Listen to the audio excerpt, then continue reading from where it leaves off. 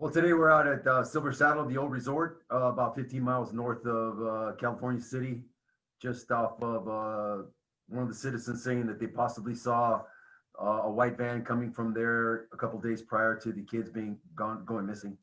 So we went out there, probably had about 50 personnel from multi-agencies, and we searched the whole property. 50. So we're not talking volunteers. We're talking 50 personnel from multiple agencies. This is personnel, yeah, multiple agencies. Okay, and anything turn up? No, unfortunately, no. But we just, we basically want to let people know that we're still looking. We're still following up on tips, clues, anything that they can come up with. We're still following up. Got it. Okay. Why search there 3 weeks after? I'm just curious. Well, we wanted to make sure that we were able to, all the clues we've gotten, that we want to make sure that we follow up. So that was one of the locations that we had not followed up yet. So we chose to go do that because we had to get all the personnel together. It's a big property. It's probably about 20 acres. Okay, got it. And so, I mean, searching it wouldn't have been for them being alive, right? It would have been a body recovery. So whether it was 2 weeks ago or today, you guys something would have turned up, right? Absolutely correct. Yes. Okay.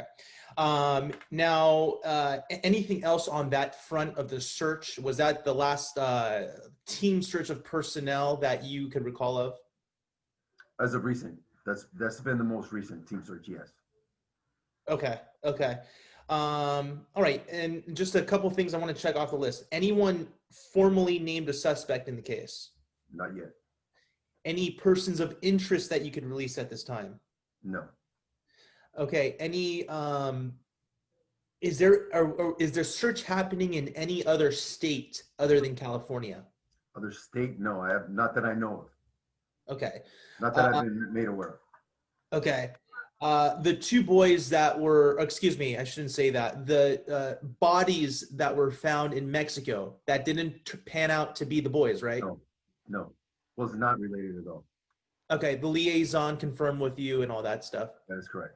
It sounds like in this point in the investigation, is it a body recovery?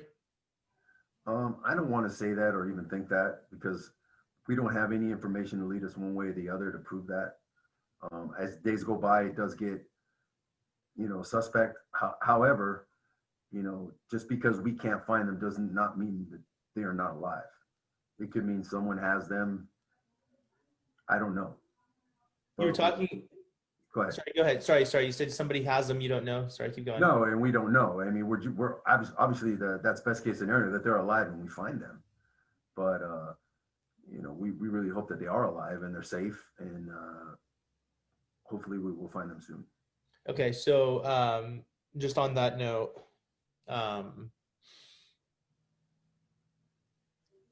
you were talking about there's some unsolved homicides in Cal City. Mm-hmm. One missing persons case. You look at Los Angeles, they have a bunch. It's just municipality size, that kind of thing. Right. Do you think this is going to become a cold case? I don't know. I don't think so. I think they're going to turn up. I'm trying to remain optimistic. We're not anywhere close to making it a cold case at this point. We haven't stopped the investigation. We haven't stopped looking. So I don't see that happening anytime soon. A lack of physical evidence usually in these cases lead to it being prolonged when there's a lack of physical evidence in things. But I would imagine there's a ton of circumstantial evidence. It's where it generates these leads that you guys are looking into. Are you guys able to move in on circumstantial evidence by itself if there's a substantial amount of it? There has to be a substantial amount, yes. But it's really hard to move without quite a bit.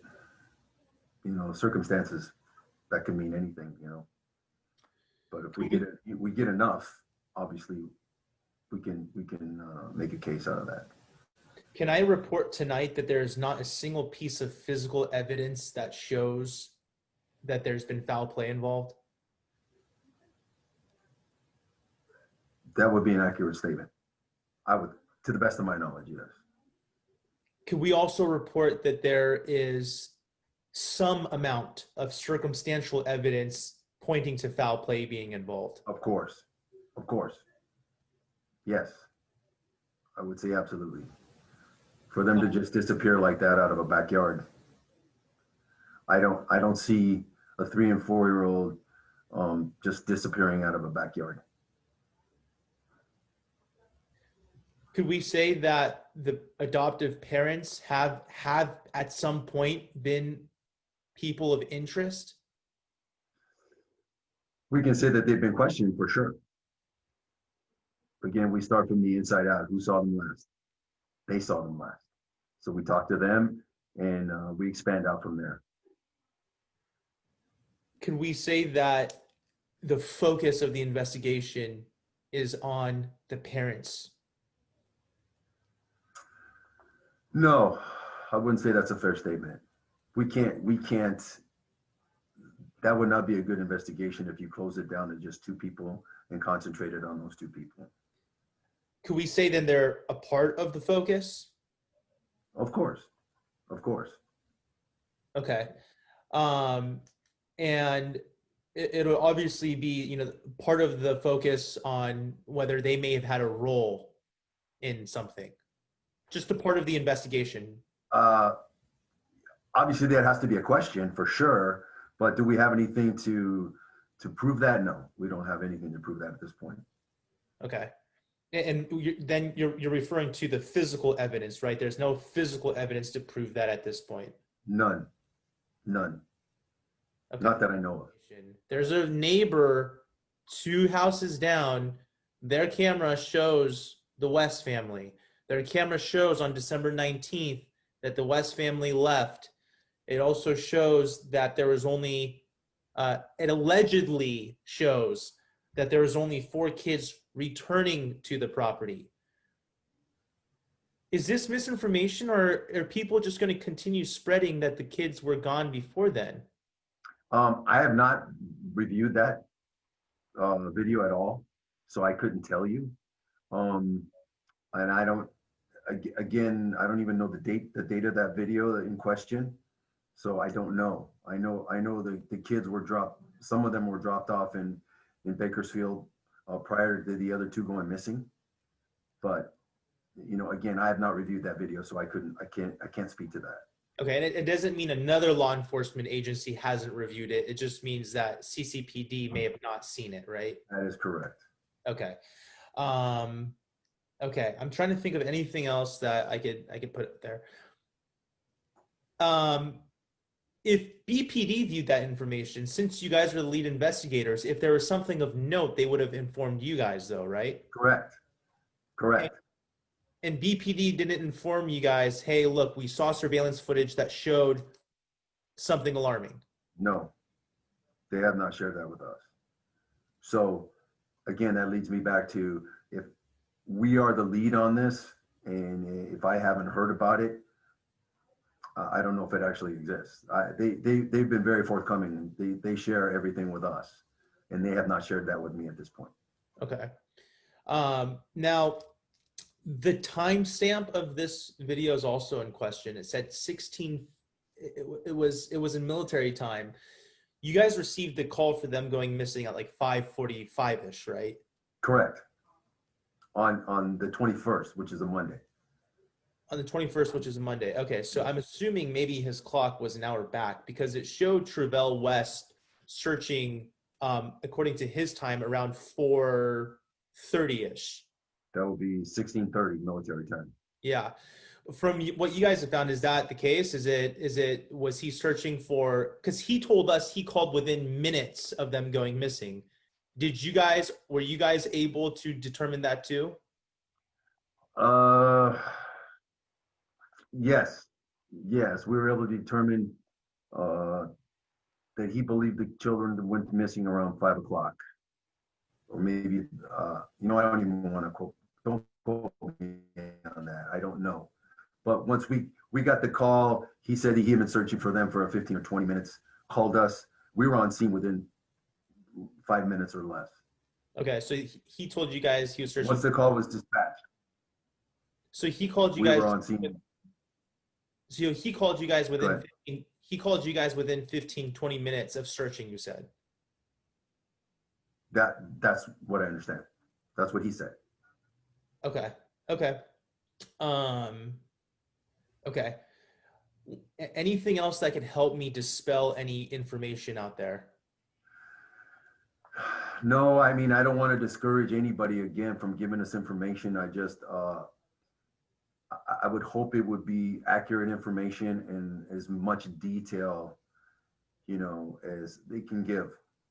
We have a lot of people calling with information saying someone told me this. So, okay, so can you connect me with that person? No. Do you know their name? No. Do you know what kind of car they drive? No. So for information to really help us, we need specifics. That would really help. If you call and you've got us something we want to follow up, please be specific. Where can we go? Who can we talk to? Where can we look? That would really help us tremendously and save a lot of time for having us to just out there, searching aimlessly. We want to be specific as far as our searches, so we don't waste time and resources following up on stuff we're really not sure about.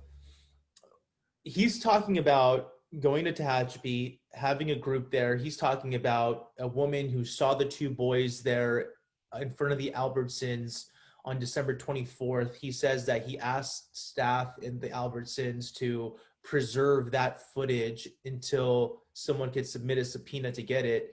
Have you guys heard about anything happening in Tehachapi? No, I don't know where he's getting his information that's leading him to Tehachapi. Again, we've got several agencies involved, and to the best of my knowledge, we haven't heard anything about that. There's the FBI involved, Kern County Sheriff's Office, Bakersfield Police Department, and the Cal City Police Department as well. If there was something of note happening in Tehachapi, would you guys have known? I surely would hope.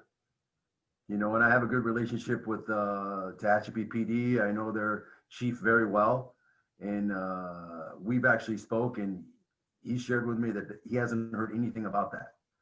So I would hope that if someone in Tehachapi has some information that would lead us to those boys, they would share it with us. Okay. To my knowledge, we don't have any of that information at this point.